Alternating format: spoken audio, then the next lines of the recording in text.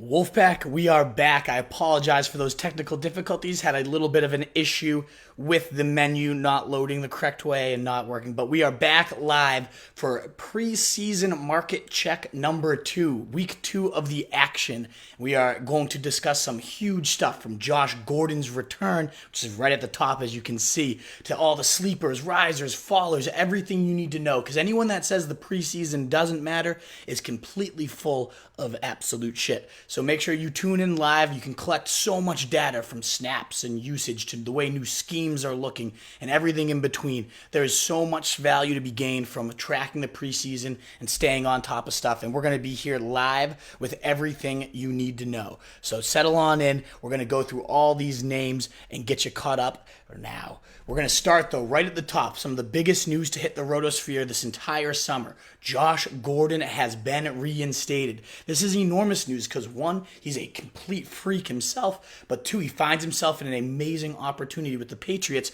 and not a lot of weapons to feed there. He has a absolute carved out role now that he has returned with Tom Brady, the GOAT himself. It's going to be beautiful. Last year he averaged right around 12 fantasy points per game with the Patriots. Not bad, but you look at the games he had without Gronkowski. 4 catches for 100 yards on 7 targets, 5 catches for 130 yards and a touchdown on 9 targets, and 4 catches, 81 yards on 12 freaking targets. Yes, that's a little bit inefficient, not quite what you want to see in terms of catch rate and all that good stuff, but holy hell is that juicy volume. 7, 9, and 12 targets, and those stats are very, very solid. He also has averaged the most yards per catch of any Brady's ever thrown to, 10.4 yards per catch. Brady himself averaged 50 or so more yards per passing a game. He gets a nice bump up having a proven weapon like Josh Gordon in the lineup, so Brady gets a nice bump up. Edelman maybe takes a slight hit, but not much. He's going to still have that role. They play different areas of the field, so I'm not too worried about Edelman at this stage. It's just more so maybe a little bit of a hit to a guy like N'Keal Harry, somebody that might have emerged as a sleeper. Jacoby Myers, who we're going to talk about dominating yet again this preseason, maybe he becomes a little bit less of a target as a penny stock.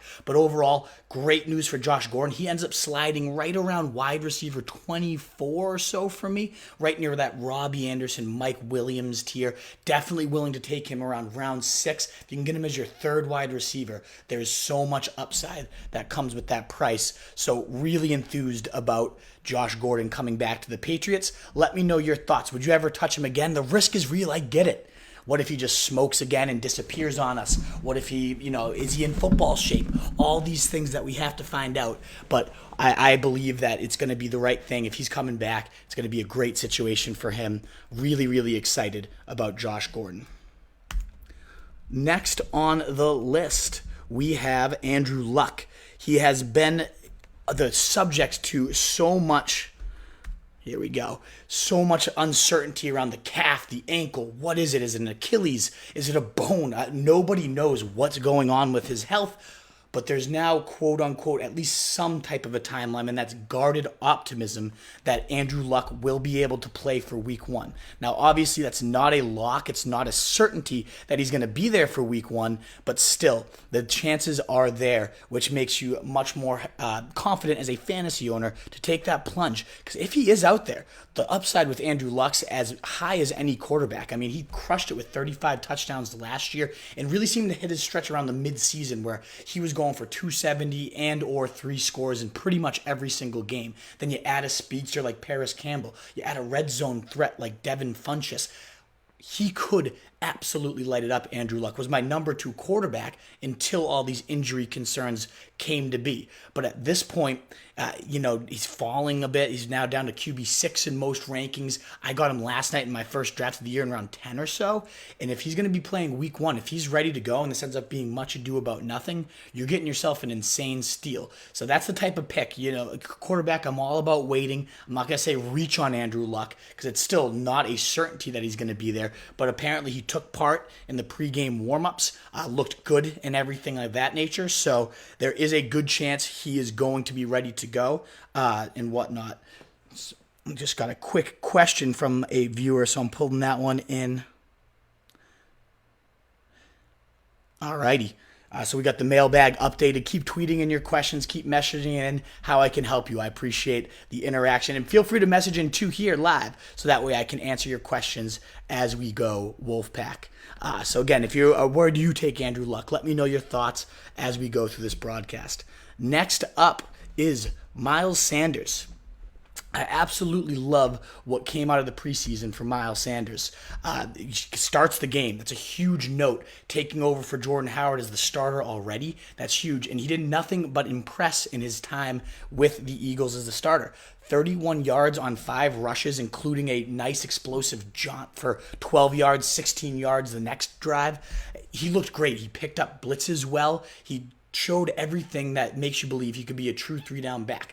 Now, granted, they've always been a committee system. Jordan Howard's been getting talked up as the closer there. So many backs there to feed, whether it's Darren Sproles in the pass game or Corey Clement or Jordan Howard.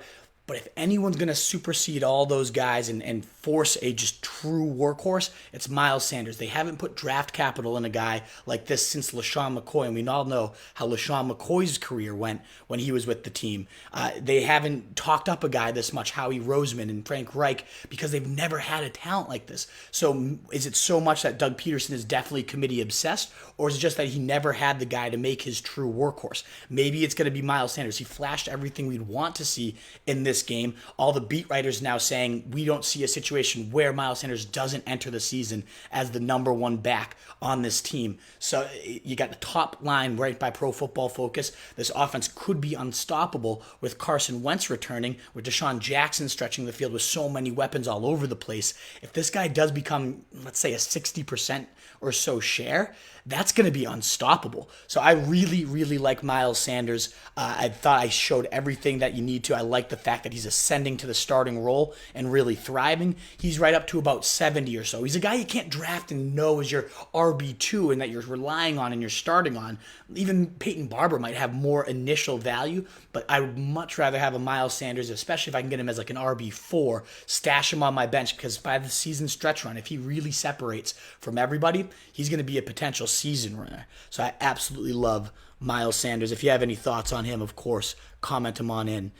Next up is a guy who I love, and not because of what he did on the field, but because of the fact that he wasn't even on the field. I love Myles Sanders this week. Not Myles Sanders, Kalen Ballage. Didn't even get the play. So Kenyon Drake, we hear the foot injury, and then Kalen Ballage just takes over that number one role. Every report out of practice was he was dominating the Bucs, was ripping off long touchdown after long touchdown every single day. So I love to hear those reports. I like that he was starting to dominate in camp. But then I like even more that they don't play him in the preseason game.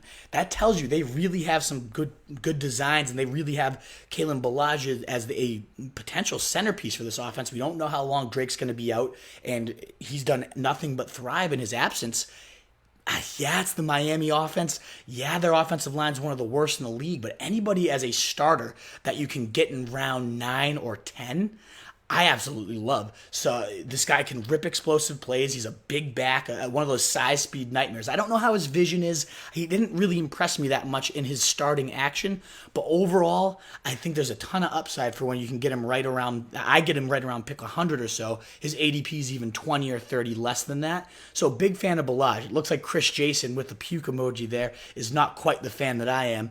F you, Chris Jason. But Jake Knight, what do we got here? What tier of players do you put Adam Thielen in? I'm actually planning to talk about him, Jake, and I'm glad you tuned in tonight. I know I was telling you about this show. So welcome in, and any questions you have, get the interactions going. I absolutely love that. Where do I put him? I have him as my last acceptable wide receiver ones tiers. I know he crushed it with the Vikings to start last year.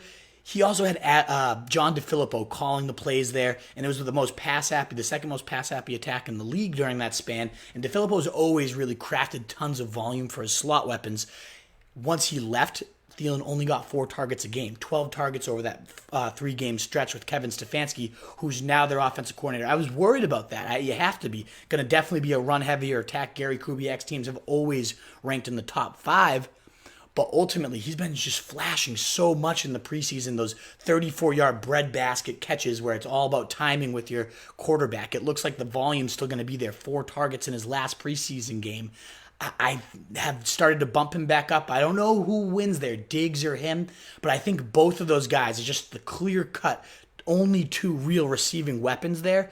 Even if it's a smaller aerial pie, they're going to be eating almost all of it just exclusively themselves. So I have him right around, I'd say 30 or so overall, right in my wide receiver 10 or so range. I could definitely take him as my wide receiver 1. If you have him as your 2, then you're in an elite spot. But right in that like early 3rd, mid-3rd range, Jake, is where I take him. Great question. And he was a great riser through this preseason, so I'm glad you cited him out. He's looked fantastic this entire preseason. But nobody, and I mean nobody, has gotten the hype of Mr. Curtis Samuel. Holy shit, this hype train might be the biggest we've seen since like Cordarrelle Patterson. Let's just hope we have a better result for Samuel, and I really think we will. One of the most explosive guys with the ball in his hand, a great deep threat, but just wasn't that refined of a receiver over these last couple seasons. More that hybrid running back receiver, Percy Harvin style guy that just didn't have the most expanded tree because of it. But all reports are this guy just put in every single ounce of effort this offseason, didn't have to worry about rehabbing injuries or anything of that nature. And since he had that focus and was able to really work on refining his game, all the quotes have just been outstanding. Off-season MVP, has gone from athlete to refined receiver. All the gushing from Christian McCaffrey saying, I've never seen someone improve this much. The turnaround's been incredible. His speed is ridiculous. He's now going to dominate off the line, says Ron Rivera, how much he's developed as just an overall threat. That's unbelievable news because he's always had just elite explosiveness, similar to Tyreek Hill in terms of how quickly he can go from 0 to 60 and get down the field. But now he can do some things, with the ball in his hand that Tyreek never could, and is a more refined receiver. The ceiling is definitely limitless, and the best praise I thought came from Tre'Davious White over from the Bills. Now, of course, your own team's going to gush about you. Your own beat writers are going to talk about all your highlight reel plays every day, try to get the clicks from us fantasy nerds. But when Tre'Davious White, one of the best corners in the game, I would say, from the Bills, says this guy was impossible to cover. His release at the line was real good. He's real shifty. He's going to be a good one. I really take note to when cornerbacks, especially ones that are elite like Tre'Davious White, cite praise like that. So I'm a huge fan of that. I'm a huge fan of everybody gushing about this guy. He's risen to like a, let's say, round 7, round 6 target. I'm aboard the hype train. I'm a believer in it. I'm huge on the Curtis Samuel hype train. Let me know if you guys are buying it as you're watching this live. Are you going to get aboard? But right now, to me, that makes DJ Moore maybe a little less attractive, whereas Cam Newton, who reportedly, another reason why you should like Curtis Samuel, his deep ball has apparently returned. It's been one of the surprises of camp, so they label it. And he's just been peppering Samuel on the deep balls after the catch. This guy's going to be a monster this year, so get aboard the hype train now. I still like DJ Moore, but at this point, I might rather take Curtis Samuel with all the positive praise that's coming out on him. I think he's going to have a monster season. Got him in round 7 in my draft last night. Where does Cam move up to? I think, Chris, that's a great comment, and thanks for sharing. It says you shared it. That's awesome that it gives us that feedback. So appreciate any shares. Love getting as many views and interactions as we can on this show. So keep it coming. Hector, thanks for coming back too. I'm glad you're back here. So where does Cam move up to? I love their offense this year. I do too. I actually had this conversation with a great film guy. There's all these analytics guys, but this is a pure film guy, ex-football coach, scouts with ex-football coaches, and he was talking about how Cam Newton, because he hasn't had that deep ball for a couple seasons, has really improved that intermediate passing game. It's kind of like, with their senses, if you lost your sight, your sense of smell becomes much better. As an athlete, when you have to compensate, you might become more versed and more developed, and everybody was noting how Cam Newton's touch and reliance on running backs. You saw McCaffrey, 105 catches, NFL record last year. His willingness to use the running back, his touch and using those, all of that has really skyrocketed. And now that he has both that deep ball back and this more refined intermediate game with unbelievable weapons after the catch, DJ Moore, Curtis Samuel, and then that deep ball too. All three of them can get deep. All three of them can run after the catch.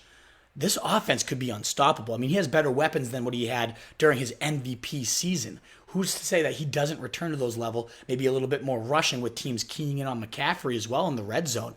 I think Cam Newton could explode. We're going to talk about a couple quarterback fallers, Kyler Murray, in a little bit. I would say Cam Newton has now risen maybe to, like 8 or so. Him and Carson Wentz, humongous upside, but his refinement as a passer last year and then the return of that deep ball with an even better weapon cabinet than he's ever had. I really like what he could bring to the table, Cam Newton, this year. He's risen huge in my rankings alongside Curtis Samuel. But last but not least on this list of improvers, and I'm shocked to say it, but the Jets, Jets, holy shit, they're looking good. Adam Gase was not the most exciting hire. No one was that thrilled about this guy. One of the slowest offenses the league has seen when he was with Miami. But they've been nothing but explosive since he came with the Jets. And maybe you start to realize, was this just a matter of him not having the right talent? Obviously, of course, he did some amazing things when he had Peyton Manning, record-setting 55 touchdowns that year. Maybe Gase just needed the right quarterback and Tannehill just wasn't it, because holy shit, this Jets team has looked so much better this entire preseason. Darnold's played 4 drives so far, 23 total snaps. And they've scored touchdowns on 2 of them. The thing that I really like to see, and what's starting to change my opinion on these Jets even more so, though, is that 11 of these 23 plays have come out of the no huddle. That's 48%. New York was 4% no huddle last year. Gase's Dolphins were 15%. And again, as I said, one of the slowest teams in the league. If they're going to go no huddle and push this pace, and they already have this type of chemistry where they can achieve this offense could really take that humongous next step. They made a few offensive line improvements, definitely still a question mark, but we've seen Darnold show great chemistry with Jamison Crowder. We already knew him and Robbie Anderson, who I'm going to talk about next, had an unbelievable bond after their late round explosion for the final 4 weeks last year. Quincy Enunwa returns. Chris Herndon when he's back after 4 games. This could be a sneaky stacked cast if Darnold truly takes that next step in the regular season that it looks like he's taken in this early preseason action. And speaking of Anderson, his number 1 target. Good God, were they on fire last year. The wide receiver 3 for the last 4 weeks. Your fantasy playoffs, racking up 23 catches, 336 yards, and 3 touchdowns. That was unbelievable run, and it looks like they're already just picking up right where they left off. 3 catches on 3 targets, obviously both team high, 31 yards with Darnold. They just flashed that beautiful chemistry on a nice back shoulder fade. And everything about the Robbie Anderson this offseason has been, let's expand his route tree. He's not just this one-trick pony. We're going to really use him more in the intermediate on screens, use him in the yards after the catch situations. So his one thing you weren't happy about with Robbie Anderson was the volatility. He was prone to disappear as more of a deep threat. But if he's getting 4 or 5 catches in the short game just added on as that number 1 receiver, that's going to be just money damage. And his floor gets raised when the ceiling was already so sky high. That's Robbie Anderson. I love the guy. I like him even more than Josh Gordon, who I was already raving about. He's up to like wide receiver 21, I want to say, on my board. I would love Robbie Anderson. If you exit with him in round 5 or 6 as your 3rd wide receiver, your core is going to do really well that year. So Robbie Anderson, big riser, big fan of him in this season. Now we're going to move on to the fallers, though, and unfortunately we got to go to my guy, and I hate to eat it. I hate to eat the crow, and I'm not eating the crow. I'm not going to sit here and say I'm now off the ship, but Kyler Murray did not look good in his second game after kind of storming the NFL and looking on fire. In his first action, goes 3 for 8, only 12 yards, taking brutal sacks throughout the game, gets hit with a safety, gets hit with 2 false starts. It was just, everything was out of sync. It looked like an awful overall offense that's just going to get destroyed, most concerningly. And the one concern I am nervous about lingering was the offensive line. But let's talk about the game real quick. This is as vanilla as can be. They're not going to show their hand. They're not showing what pace they're going to run at. And this is going to be a breakneck, blazing fast offense. You can't really run a vanilla version of this and have it look pretty. There's no way. It's just impossible to do. So overall, I'm not worried about the struggles. I'm not worried about the lack of chemistry and the lack of success in this game. That doesn't concern me. What does concern me is the offensive line. That he had maybe 1 second to throw on a bunch of these, was getting hit right after snapping the ball. It was ugly. They just blitzed him and he had no idea what to do about it. I do think once they ratchet up the pace a little bit and start to get teams a little more off guard and really run the offense they're going to run, it's not going to be as big of a concern, but it definitely is going to be there. It's not going to go away. This line is going to absolutely blow, maybe the worst in the league this year, but when this offense is humming, I imagine that gets negated a little bit. It's so much predicated on the quick strike strikes and letting your receivers do the heavy work, letting your running back do the heavy work in the pass game, I think it's going to be fine, but at this point, maybe I take a Cam Newton, who I think ceiling is just as high, but definitely has a safer floor than Kyler Murray. Maybe I take a Carson Wentz, who similarly has a higher floor but similar ceiling. I still love Murray. I still will probably take him in every draft, but maybe I'm going into the season with him as my number 2 to a Cam Newton and a Carson Wentz, rather than entering 2019 fully confident. But the upside is still limitless. I mean, the arm is as good as we've seen coming out. Then you add the rushing ability, which is as good as we've ever seen. That could be fantasy juggernaut style stats. So I'm still on board with Kyler Murray being a QB1 beast this year. You got to be a little bit more cautious, though, after that line looked like the worst in the NFL on Thursday night. Let me know if you guys are reacting to this Kyler Murray news, if this makes you worried at all, or where would you take him? I already was so bullish. Maybe I just needed a little bit of a wake-up check there. But next on the list, and you hate to see it, he's avoided injuries these last couple seasons outside of course, when you need him the most, week like 15, gets knocked out of the game. But that's Mr. Keenan Allen. Has an ankle injury, maybe even surgery. There's conflicting reports. If anybody's caught any updates on this, let me know. Because, Keenan Allen went on the field. There's few as good as him. 95-plus catches these last 2 years, over 1,100 yards, both those 6 and 7 touchdowns. Just PPR surefire gold when he's on the field. Dominated, I think, about 30% of the target share. There's nothing to complain about him, but if he's dinged up, I mean, everybody knew about that injury history when he tore the ACL week 1. We had the lacerated spleen. He missed a ton of games over those last 2 years. Then he's been healthy for 2 seasons. But is this a reminder that he is a little bit more fragile, that he takes pretty hard hits than your average receiver? I don't know. I'm not freaking out. He's expected to be ready for week 1. He gets a little bit of a bump below maybe like T.Y. Hilton. Maybe I take a few of those running backs like Aaron Jones or maybe even Derrick Henry, if you like Derrick Henry, above him now. But I'm not going to freak out. I still think you get yourself a nice surefire round 3, which is better than the round 2, PPR wide receiver 1 with Keenan Allen. I'm not going to freak out, but it is discomforting to see your number 1 receiver like this out for the remainder of the preseason. You hope they don't have any of these. But as long as he has no setbacks, should be back, should be fine. I'm not overly concerned. Jake, great question. How much does the love for DJ and Edmonds go up? I don't know if it goes up. I don't know what would make it go up by seeing that line absolutely blow. I've loved those guys, though, just from being those air raid style backs where they're going to get peppered with receptions and peppered with carries, a very high usage in an offense I think that ascends. But with that line's not going to open any holes, and they had no running room this entire preseason so far. I don't know if the love goes up with this line sucking as bad as it is. I still think the pace is going to be, breakneck. I still think they're going to average tons of points, and this is going to be a lot of concern over nothing. But I am a little bit more worried than I entered the preseason on all my Cardinals. And I meant to mention Christian Kirk more so than a lot of these guys. And I forgot to mention, he's only played on 13 of 28 snaps with Kyler Murray. That's lower than Keyshawn Johnson, lower than Larry Fitz, who's played 17. I don't know if that's because he's got a prominent role and it's a positive because he's played so few snaps, or if that's a negative and suggests maybe him and Fitz are competing for similar area of the fields, and suddenly Christian Kirk, who I was expecting to be the clear-cut number 1 here, the guy who's played in the system and was thriving in early spring, maybe that isn't the case anymore. So I'm a little bit nervous about my air raid weapons, about Christian Kirk, about DJ, about all of them. And as we just covered too, Keenan Allen, a little bit nerve-wracking there with this injury. Another injury that we have to cover, DK Metcalf.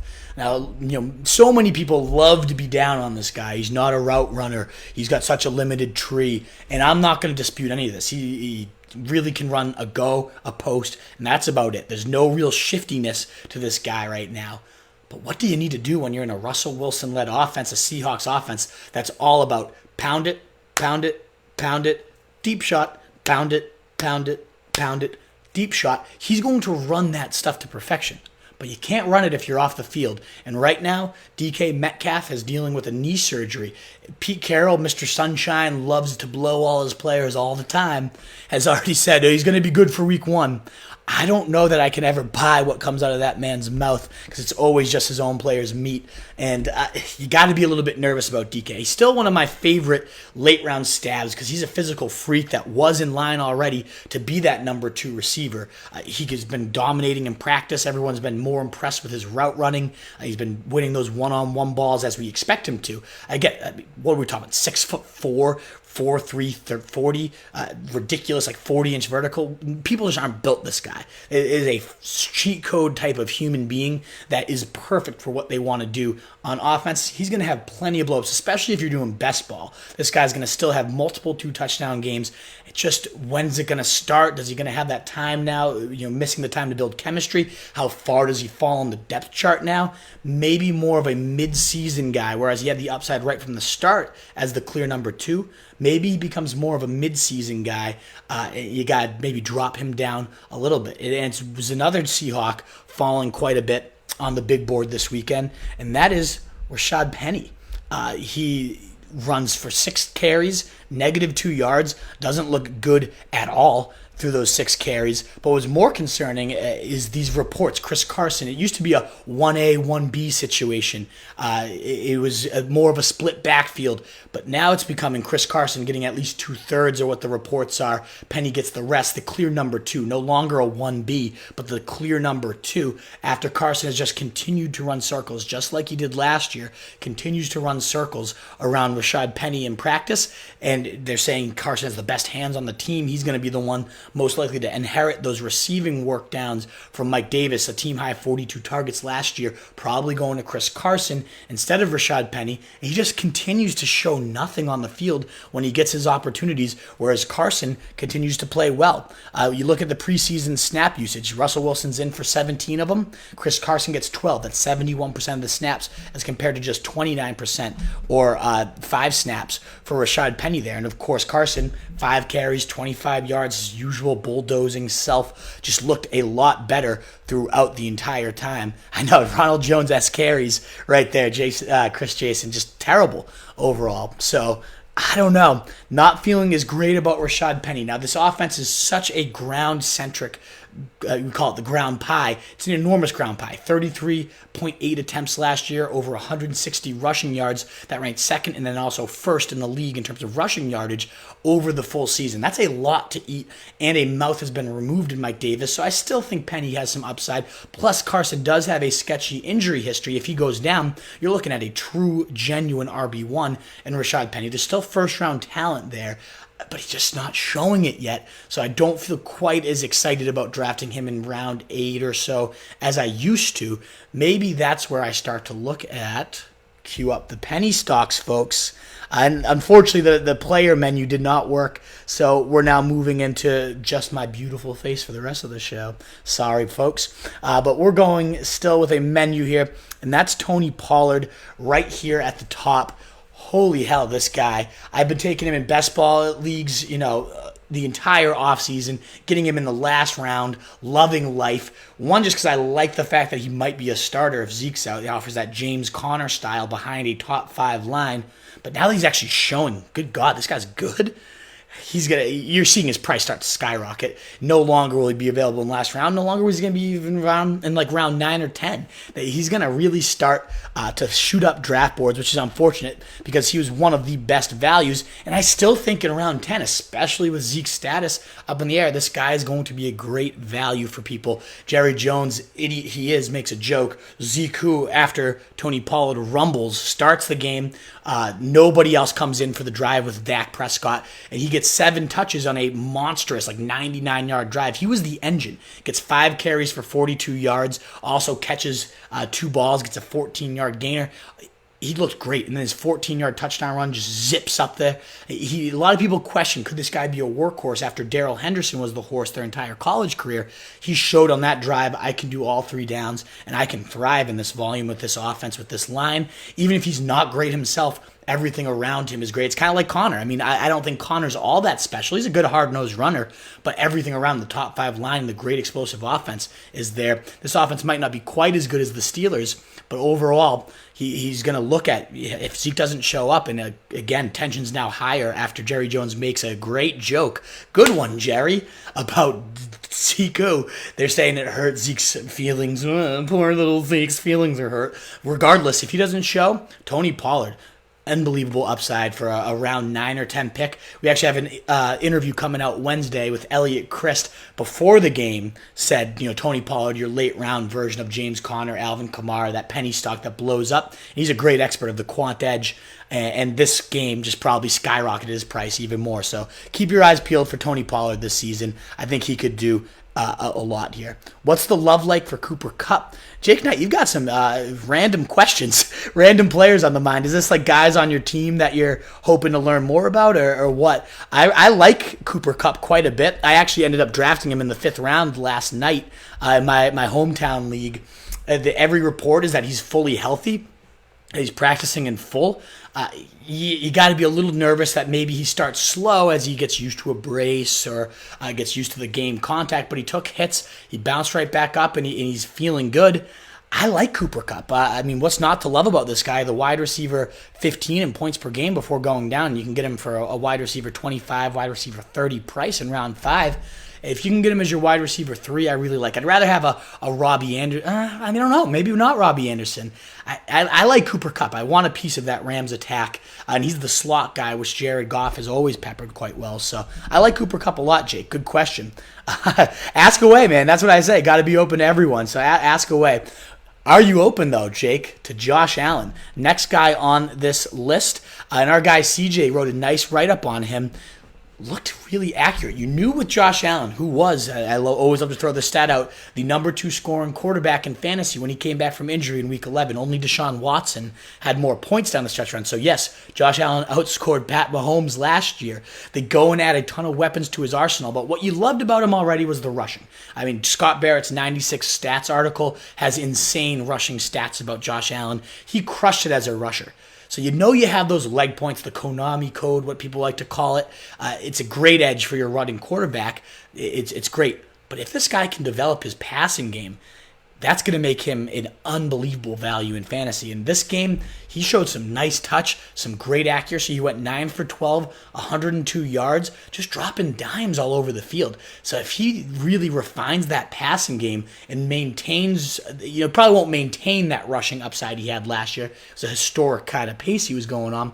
But if he can just, somewhat balance it out and keep getting those rushing touchdowns, this guy could be a top 5 quarterback, just like he was to close the season, that you get for an absolute steal of a price at the end. It looks like the Duck, thanks for tuning in, my man, wants some Josh Allen. I love him as a QB2. I don't know, Duck, who do you go? Lamar Jackson, Josh Allen? Let me know how you sift through that Sam Darnold after he's shown so well this preseason.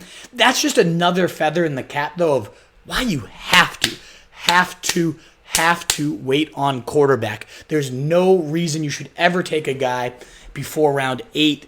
I like to wait until round 10, if not later. I love getting that upside of Kyler Murray and whatnot, but if Josh Allen's going around like 15, I think he's on waiver wires in plenty of leagues too. The upside is just unbelievable for this guy if he can develop into a passer. You look at the weapons they added to John Brown and him, apparently just a great rapport throughout camp. The most impressive offensive player, John Brown's been labeled. It makes sense. Josh Allen, the second or the highest yards per attempt in the league, and then you get a great deep threat right there. It's just a perfect marriage. Cole Beasley, a nice security blanket underneath. Robert Foster has continued to make plays throughout camps. So I'm a fan of Josh Allen. I think the weapons are there, and if he's there as a passer, the upside could be astronomical. Let's continue on to now Justice Hill. A fantastic performance in a fantastic situation. This guy rushed 10 times for 49 yards, a nice 4.9 yards per clip. Gets a powerful score. We knew he had speed, combine leading speed for his 40 time. It was, we knew that he could blaze. We knew that he was talented. He unseated Chris Carson as a freshman at Oklahoma State, and we've seen what Chris Carson can do in this league. So he's obviously shown he can beat out professionals already.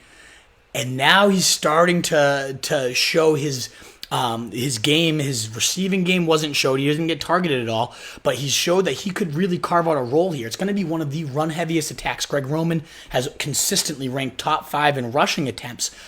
Every single year he's been a coordinator. He's always ranked bottom 3 in terms of passing attempts. Obviously, with Lamar Jackson, you expect that formula to continue. And when you have a mobile quarterback, the cutback lanes it creates, the higher yards per carry it creates is great for it. So Mark Ingram, obviously in his way, and is going to be the lead back, but he's 29. He has a sneaky injury-ridden early career. He's been kind of a workhorse over the last couple as it hasn't gotten hurt.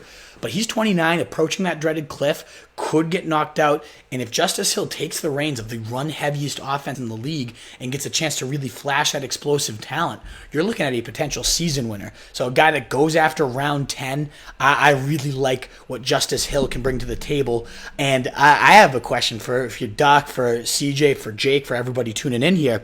One of my favorite running back penny stocks is Justice Hill. Do I take him? Would you take him over another one of my favorites, Mr. Darwin Thompson? Now, not quite the night he had in preseason week 1 where he scored on a 29-yard reception, where he broke tackles left and right, where he leaped over defenders and hurdled people, but he still was flashing that playmaking, still looked like the best back on the field for the Chiefs in terms of 4 carries, 30 yards, a nice 7.5 clip. Afterwards, get praised by Andy Reid. He got good vision in the run game. Pretty good understanding of the pass game. He's more advanced than we thought when we drafted him, hinting at that this guy has developed into a nice player. I really like Darwin Thompson if he can carve out a role because of the platform, as Pete Davidson today on our podcast called it, which we refer to as surrounding talent and opportunity and coaching scheme. Obviously, the Chiefs' backfield is as valuable as it comes for any type of running back. Damien Williams put up the second highest points per game, 22.6, when he became the starter there, 10 touchdowns in 6 games. So if Darwin Thompson at some point carves out even 20, 30% of that, never mind gets the chance to take it over, because there's no reason he might not be better than Damien Williams, who I like Williams. I still think he's talented, and we're going to talk about him in a second. But Darwin Thompson, that role is so invaluable, and he's looked like such a playmaker. If he can carve out a role there, he's going to have some serious fantasy value. So he's shot up to 100 or so, right around Tony Pollard, right around Justin Jackson, right around Justice Hill. I would love to hear what you guys think, where you kind of rank your preseason penny stocks. Those are my kind of guys that I want to have on every single team. And I lost out on Thompson last night, and that was like the one mistake I thought I had in my draft. Like, why did I take? I took James fucking Winston, and then he gets taken. It was just not happy about that. So that's one of my those are my 4 favorite kind of penny stocks. Let me know how you guys sit through them. Again, that would be Justin Jackson, Tony Pollard, probably the top list, Tony Pollard. I'll go in order. Tony Pollard, Justin Jackson, Darwin Thompson, Justin Hill is kind of how I rank them. Let me know how you do. A guy who could push for that type of penny stock status, in my opinion, and nobody seems to be talking about. It kind of blows my mind. I feel like I need to write something about this guy and pump his tires a little bit more. It's Ty Montgomery. Clearly the number 2. He's run with the starters this entire preseason. With Le'Veon Bell, he's not going to play a preseason snap. So Montgomery's gotten all that volume, and he's looked really good through it. I hate the fact that he wears number 88. I can't trust a running back in number 88, but a nice 7 rushes, 36 yards, and a TD. Powerful looking score. That's a nice yards per clip right there, over 5 yards a carry.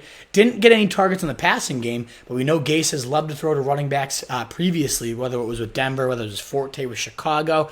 Even Kenyon Drake got some nice receiving volume before becoming a timeshare guy. So I really like what Montgomery could do. Kind of that handcuff.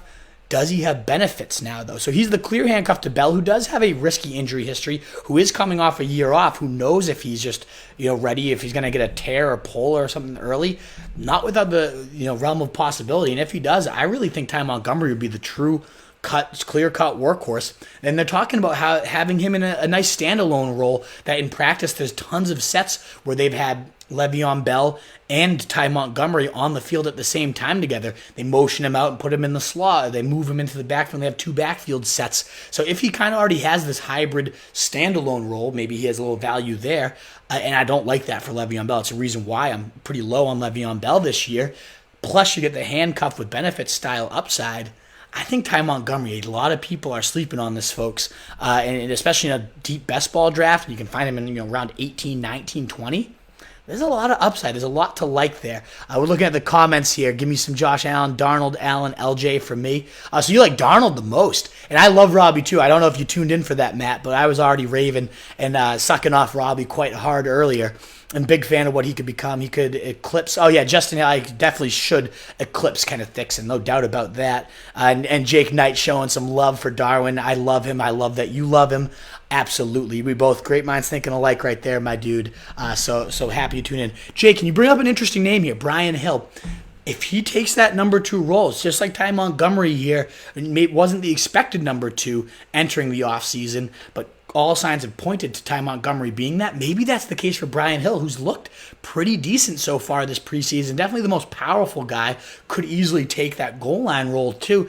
This is going to be a top 7, maybe top 5 scoring offense with Dirk Cutter and Matt Ryan reuniting with all the weapons they have. I mean, they were like 6th in scoring last year, and that was with idiot Steve Sarkisian calling plays. Dirk Cutter just helped lead an offense that led the league in passing yardage, total passing yardage, with Jameis Winston and fucking Ryan Fitzpatrick. This offense could be a complete juggernaut, and Freeman clearly has not been able to stay healthy these last couple seasons and hasn't even looked that great when he has been healthy. So yeah, I think that's a great name, Jake, to bring up, Brian Hill, and I don't have him on my list here, and I'm happy you did. I'm going to definitely continue to track him. I know he's scored at least 1 or 2 times this preseason. If you know a little bit more about him, feel free to comment it in. Let me know what you like about him. But if he becomes that number 2 and overtakes Ito Smith, I really like the upside that Brian Hill could bring to the table.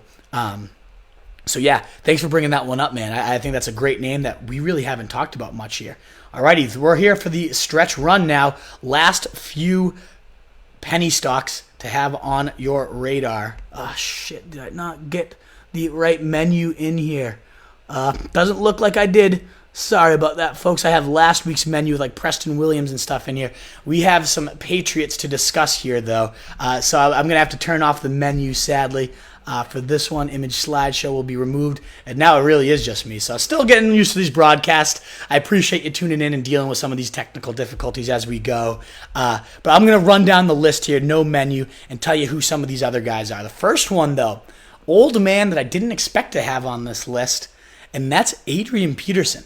31 yards, looking as spry as ever, 34 years old, and the man looks like he could be 25. 4 carries is all it took for me to think, hey, maybe this guy still has it. He clearly had it last year. I think it was, 7th in the league in rushing yardage last year. I think, the 5th most attempts too. So, I mean, this guy got fed last year and responded. Darius Guy still hasn't been cleared, and you got to imagine they take him along slowly. And what do they have to lose by just riding AP? I mean, other than the fact that maybe he's not that good, but if he's going to continue to flash like he did on Saturday when they played, look out. I mean, this guy is one of those guys that you don't really want to draft. You're not going to get any oohs and ahs. There's no oozing upside like Darwin Thompson or Tony Pollard taking over a backfield. And I always side with upside. I always go with those guys.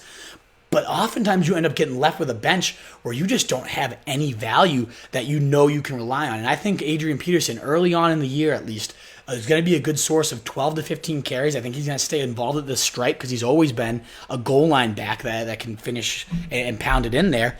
I like what I saw, and I just wanted to kind of point out that as much as I love these upside unproven rookies that could end up taking over a role, you got to balance that out and kind of get some of those guys with sure volume. And Adrian Peterson, often getting undrafted because he's an unsexy type of player, I think brings a lot to the table for where you can get him in round 12, 13, 14.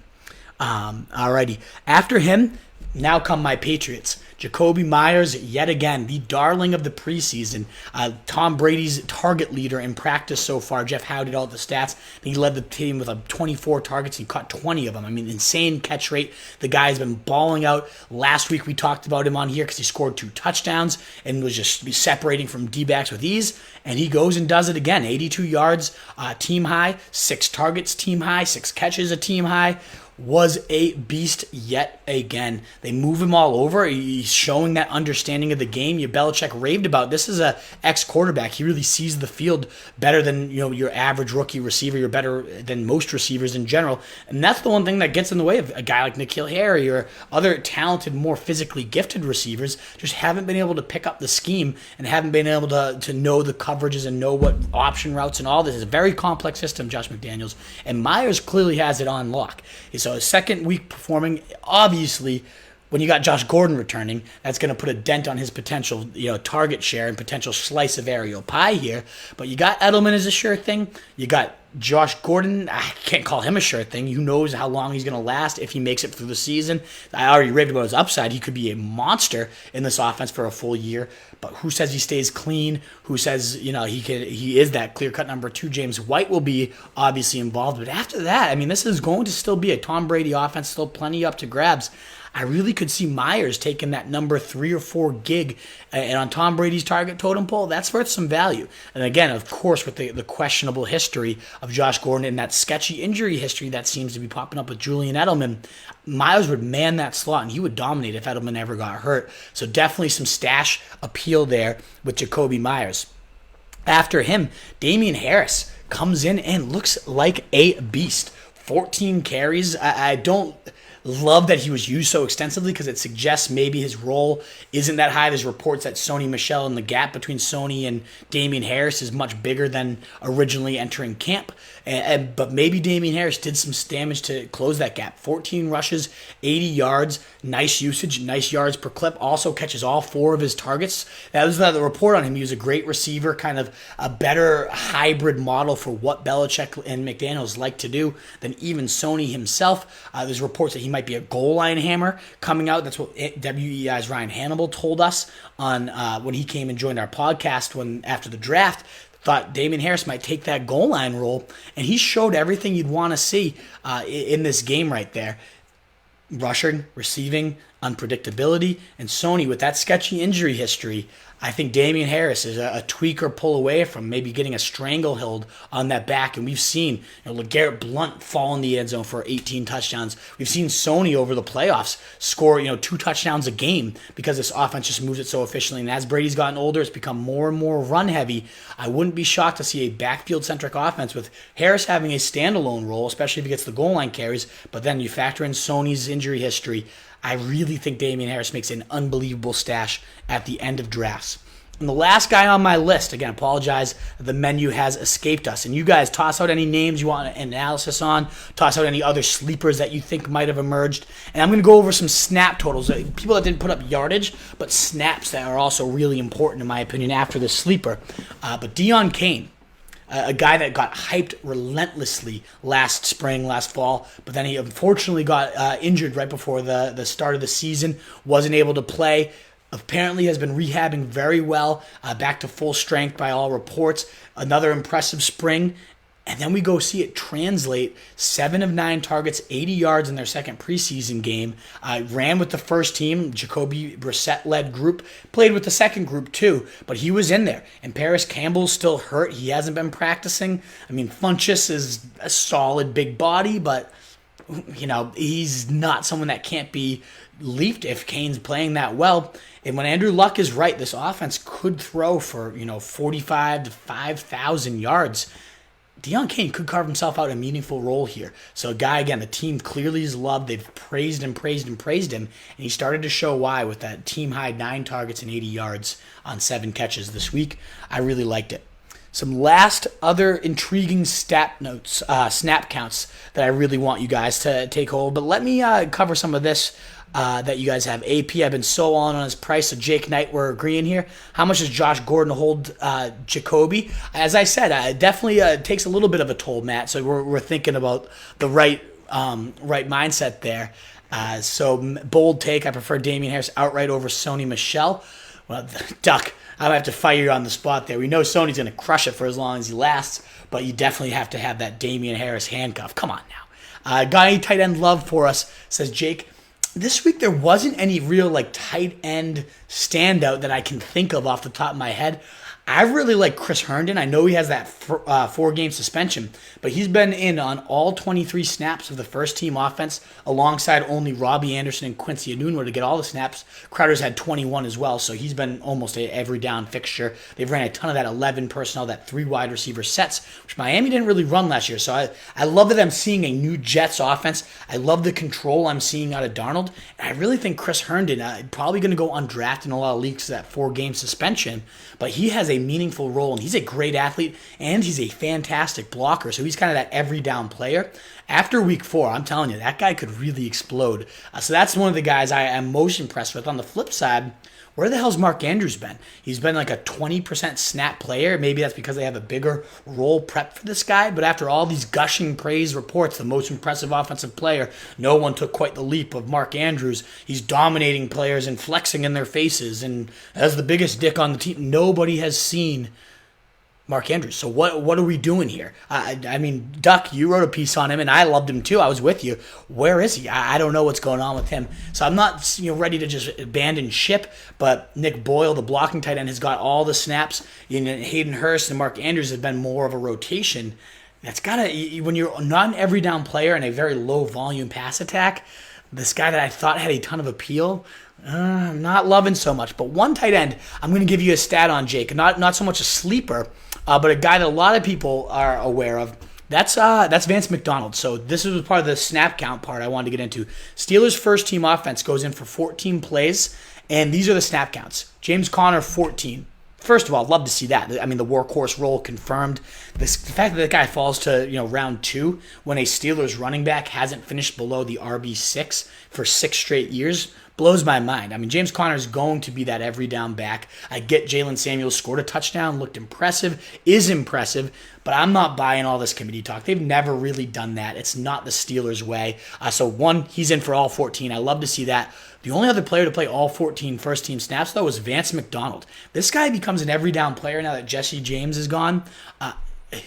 There's limitless upside. I mean, Scott Barrett has some great stats about how he was the tight end 10 last year on like the 18th most targets, and the fact that he was only like a 50% snap or so player, and he still dominated the way he did. If he can maintain that efficiency, yet also have that spike in volume and snaps and plays, and then you also factor in the fact that 250 targets and 2,500 yards are now up for grabs in that offense.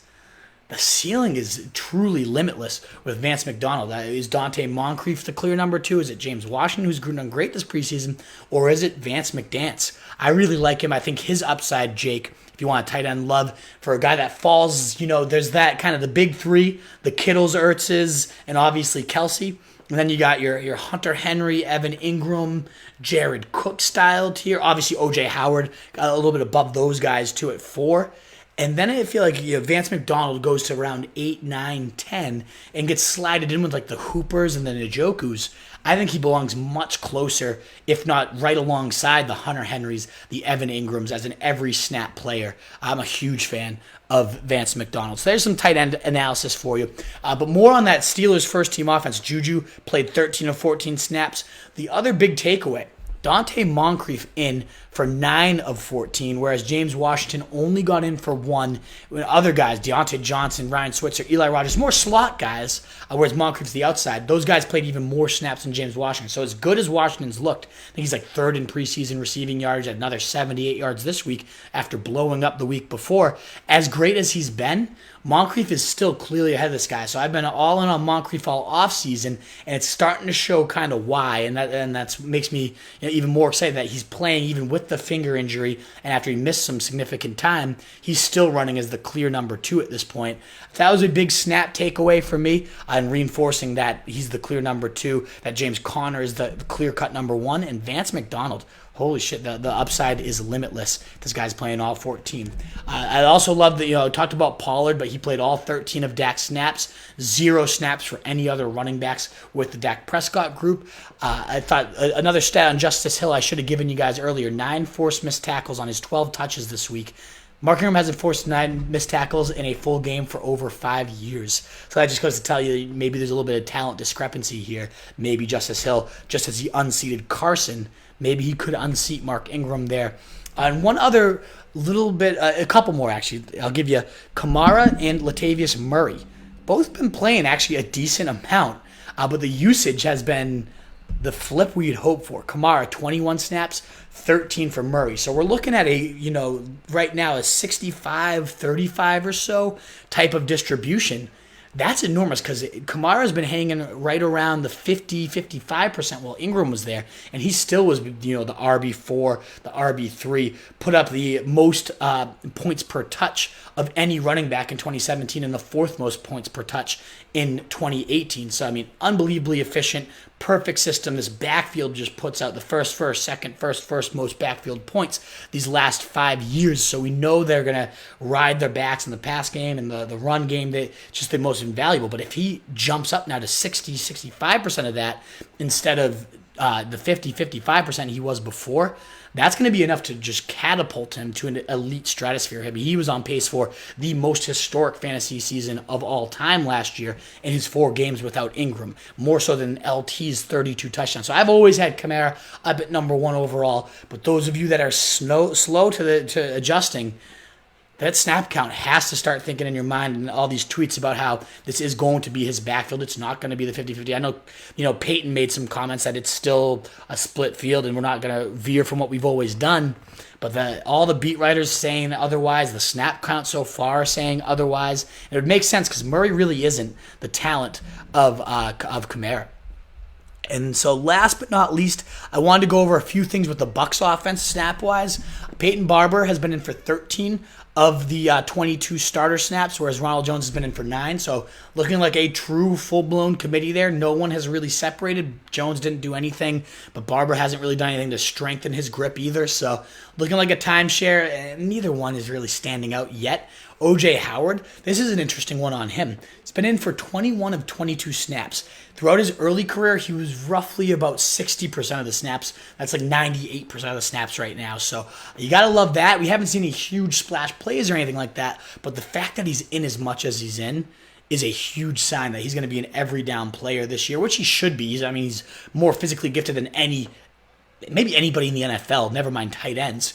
He's just an absolute physical specimen. So if he becomes an every down player and sees that uptick in usage, look out for him. And the other guy on the Bucs too, Chris Godwin, all 22 of Jameis Winston's 22 snaps he's been in for. He's been in the slot for 8 of them. So when they move for 3 wide receiver sets, he kicks inside.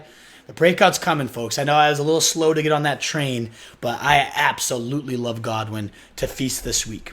Deshaun Hamilton watching Monday Night Football, and Flacco looks for him as a safety valve. I haven't been watching the football game, so that's good to know, Duckworth, because Flacco, there's so many stats about how even if he's cannon-armed, his deep ball accuracy and everything has been bleh for the last 10 years. I think 35th. He was like below Blake Bortles' completion percentage on deep passes last year. So that's more of Sutton's game, whereas Hamilton would slide into that intermediate range where Flacco may still have a little bit of pop to him. I just don't really want to be tied to anything related to Flacco.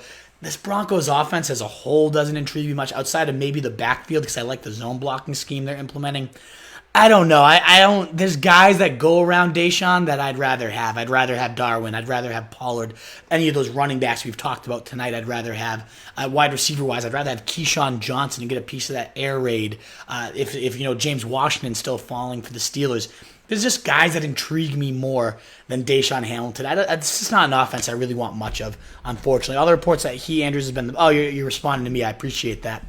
Might be taking the early games as a chance to see what they have. That could be it, Duck. And that's what I'm hoping for is they're kind of evaluating what's going on and seeing what they have in their other guys because they're so confident in Andrews. I'm hopeful that that's the case.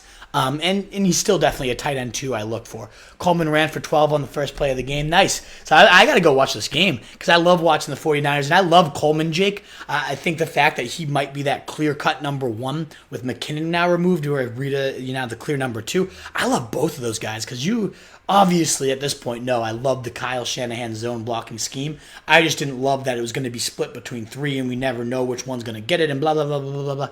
But now it's, clear-cut. Coleman's been that number 1 all camp, been number 1 in goal line drills and short yardage drills, been moved around as a receiver, and he falls to around 6. You could get a potential workhorse in one of the most productive blocking schemes ever.